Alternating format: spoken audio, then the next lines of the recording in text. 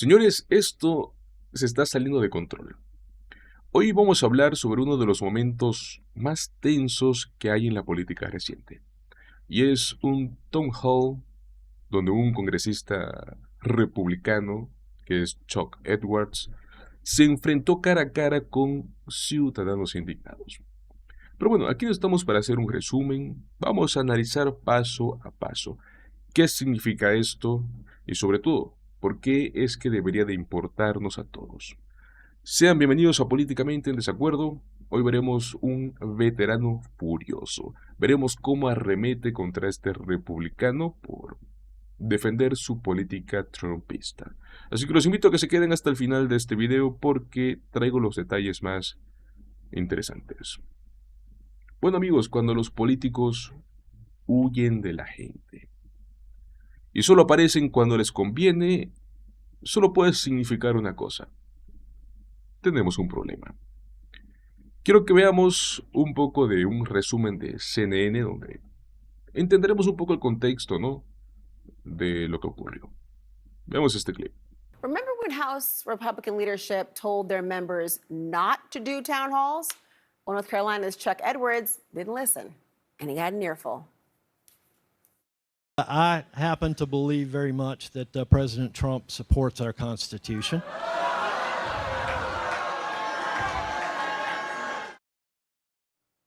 And that was just one of the more tame moments, by the way, because things quickly went off the rails. CNN's Isabel Rosales was in the room for all of it. Isabel? It was a packed house inside, the auditorium reaching a max capacity of 300 people. But there were several hundred others here outside that were waiting for hours to get in, only to be turned away. So loud at times that you could hear them from inside of the town hall. The questions ranged from everything from Ukraine to DOGE, the federal workers that have been fired. That certainly struck a nerve. Many of those jobs held by veterans. The congressman pressed time and time again about those cuts that many of his constituents were worried could impact Hurricane Helene recovery efforts. Then there was this heated exchange from a man who identified himself as a veteran shortly after the town hall began. Listen. You're lying. I'm a veteran and you don't give a about me.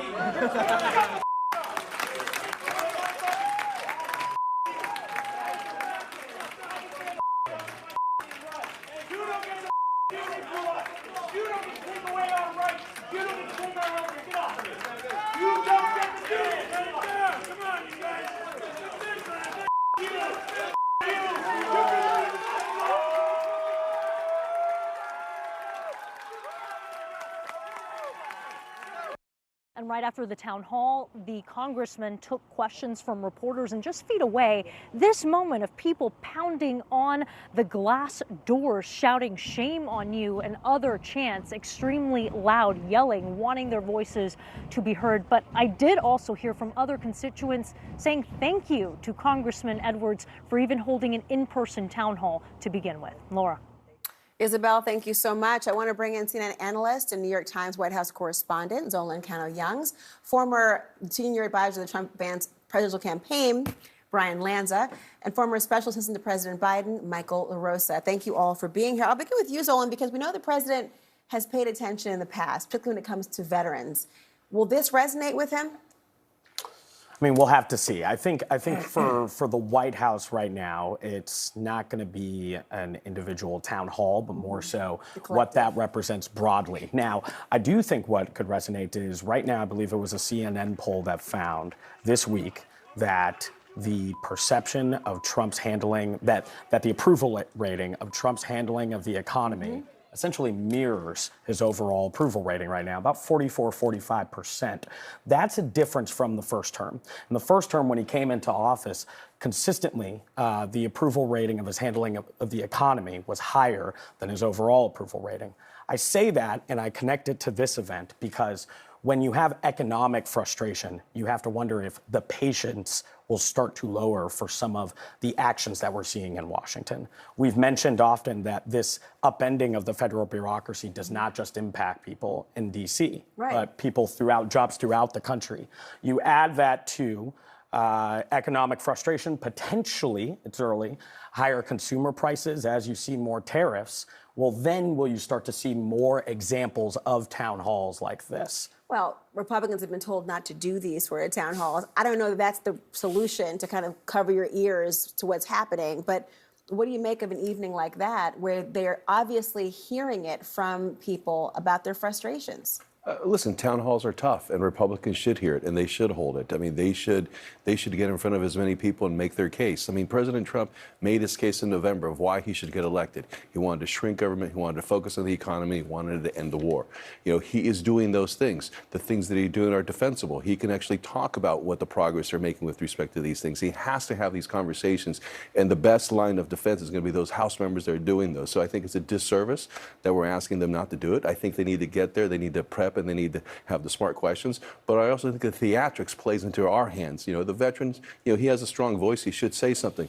But he has to be respectful in this conversation, because the vast majority of the people in town halls are respectful. And we've seen over the years it's gotten this disrespectful tone, and it actually helps President Trump. That's what I think. And, you know, I think you have to answer the tough questions. And the reality is you're right. The CNN poll earlier this week, or last week, I think it showed that people had less confidence in President Trump with respect to consumer prices. What did we see this week? We saw inflation's now going down. We saw the prices of gas and eggs go down. So, I mean, you can't measure it week after week. You have to measure it month for month. And in 1 month's time, President Trump, we've seen him now drop the prices of eggs. We've seen the gas prices go down. Those are good things. I mean, interesting enough, to ask some of the people in these town halls to be respectful, I understand the premise, but they feel as though they are not just being disrespected, that they are being actively harmed. They're speaking out at these town halls. Democrats, I know now, are thinking about holding their own town halls in Republican areas to be able to hear this. Is that the right way to react to this and perhaps seize on it? Well, I saw Governor Walz is doing something similar to that in Minnesota. I would actually agree with Brian, actually, on the response that the congressman had in terms of holding these town halls. I think it's the right thing to do. You know, Democrats can learn lessons from this. You don't retreat when you're under attack, right? You have to, as James Carville once said, or Bill Clinton once said, actually, you have to run into the fire. As Democrats, when it comes to the press, we run away from the fire. We've been doing that a lot for the last couple of years. We have to run into it. And so... Why do they run away? Well, there is a culture in the Democratic Party right now that has treated the press as a hazard instead of an opportunity. And I didn't always agree with that approach, but that was the approach that the Biden White House took, and the Biden campaign took all the time. I never understood it. I came from television, so my instinct is to always engage. But too many staffers, too many strategists in our party are too fearful, too skeptical, and treat the press with suspicion, which doesn't engender the trust you need on both sides to get the job done, and it doesn't help Democrats sell their message. It's been more than just press caution with the press, too, when it comes to Democrats. It also seems like there's an intentional strategy right now by Democrats up until this point to be really, really cautious about choosing what to swing at when it comes to the Trump administration. Well, they're swinging at tariffs right now, and that's one area that I think they believe they're going to be successful in. But you heard Trump already saying that he is not backing down on this issue, even though he's been accused of giving everyone whiplash on this very issue. It's the perfect example of what Carville wrote about in the New York Times. Play dead, right? Get out of his way. The events. Well, that's different. That's the different events things. Playing dead and getting out of his way are different things. Staying out of his way, meaning you don't need any, we don't need to do protests at these federal agencies. We don't like the events will be the wind that we need at our backs going into the midterms. The midterms is the long game because in order to govern, you have to win elections. In order to win elections, you have to focus on winning and not trying to win the argument all the time. And Democrats are too focused on trying to be right. No, we got to try to win the election. All right. So allow these front runners off. These frontliners on the DCCC in the marginal districts. Let them off the hook. Let them vote with Republicans occasionally. Let's focus on. We're going to take back the House. There's only a 2-seat deficit. We just can't screw it up. But that is why we need to focus on. I mean, that's a high order for some. I mean, times to think about that, given what's happened recently. It is, but we did gain 2 seats in this last election. The margins are so close. Republicans need Democrats because Democrats are in better shape than people realize when it comes to money, infrastructure, recruitment. Now it's going to be, can we leverage the events like tariffs? Can we use that to our advantage? Because it's very unpopular. Brian, what's the Republican response if they are going to pick and choose their battles and not have hair on fire? What are the Republicans going to do? I'm not saying it's going to happen. Well, listen, I think Republicans are going to watch them lose again. I mean, listen, we saw every tactic employed in 2016 to try to stop President Trump. Scandal of the week, outrage of the hour, and those things didn't work. At the end of the day, the only way the Democratic Party wins is if it actually has a message for the American people. It can't be tariffs are bad, because we've had this whole month of the media saying tariffs are bad. Democrats, some Republicans saying tariffs are bad. It's going to hurt the economy. And what did we see in 1 month's time? We see inflation go down. But it's not just the media saying and then reverse engineering a result, right? The markets are showing spiraling. Yep. They are having people concerned about their 401k. You're talking about pensions. You hear the influx of it. I mean, the quote in the poll you were talking about. There's a new Quinnipiac poll I want to put on the screen for people to see. Just 23% of voters say the state of the economy is excellent or good. So despite the idea that Republicans could feel confident about how people feel it, the numbers are something very different. Listen, what the number that's most important is when Donald Trump took his oath of office, inflation rate was at 3.1%. Where is it today? It's at 2.8%. So it's moving in the right direction, which is what we've learned from the last election, that the most important number that matters is affordability and matters is inflation. It doesn't matter what the stock market looks like. It doesn't matter what unemployment looks like. The thing that people are feeling the most is affordability. And if you look at what's happened to their gas prices, and if you look at what happened to eggs prices, which I was on this show, we were talking about it, everybody on CNN was talking about egg prices. A month into his administration, egg prices are down from when he started. Ok, amigos. Intentaré explicarlo o analizarlo de manera tangible, ¿no? Un veterano que se levanta, que se enfrenta directamente al congresista Edwards, diciéndole en su cara que no le importa a la gente. Esto no es cualquier crítica. Este es el reflejo de un problema mucho más grande. Es la desconexión total entre políticos y las personas a las cuales se supone que ellos representan. Edwards, como todo buen republicano, pues, aplica la clásica, intentar escabullirse de las preguntas incómodas sobre los recortes de empleados federales, muchos de ellos veteranos. Su estrategia, la de siempre, evadir, esquivar, lanzar respuestas genéricas, pero amigos, la gente no es tonta.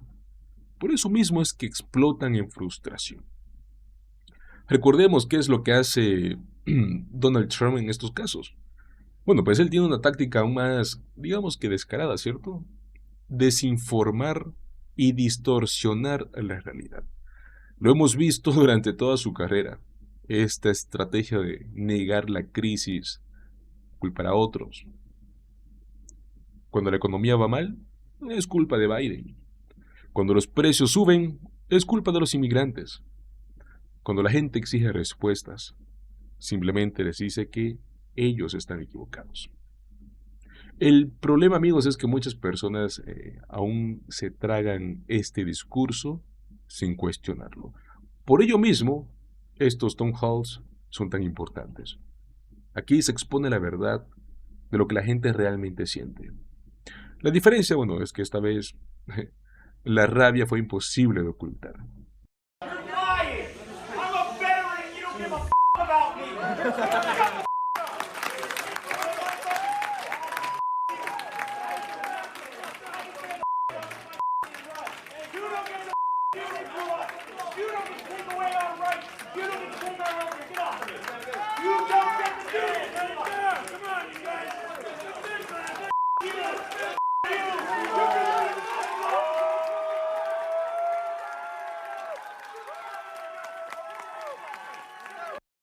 Ese momento es clave, ¿no?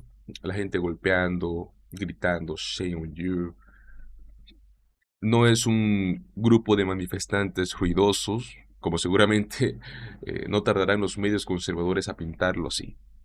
Es el reflejo de una frustración real de ciudadanos que sienten que sus representantes los han abandonado. Los republicanos llevan este tiempo, ¿no?, evitando estos eventos públicos porque saben que les van a caer preguntas incómodas. Porque cuando tienes un discurso basado en manipulación, enfrentarte a la realidad es peligroso. Ahora, aquí viene algo muy interesante. Algunos medios intentan hacer ver esto como la izquierda radical, ¿no?